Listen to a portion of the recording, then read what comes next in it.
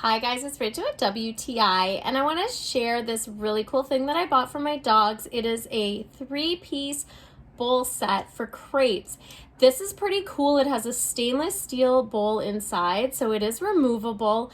The thing I really like about this is you can put it on the bar of your dog cage and screw it right on, so it's not going to move. I like the fact for this to have 3 separate bowls in their cages is because my dog needs specialty food. So I like her to have her own in her cage. They each have their own bowl. Sometimes you do catch them sneaking inside their crates.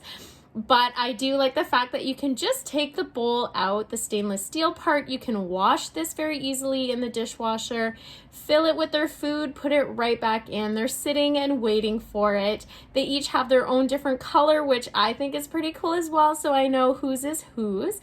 And the reason I looked into this for the stainless steel is because my bigger dog likes to chew on the plastic. So now I find she'll take the stainless steel bowl out. Even if she tries to chew that, it's not going to get wrecked, and she doesn't seem to notice the plastic one on the side anymore.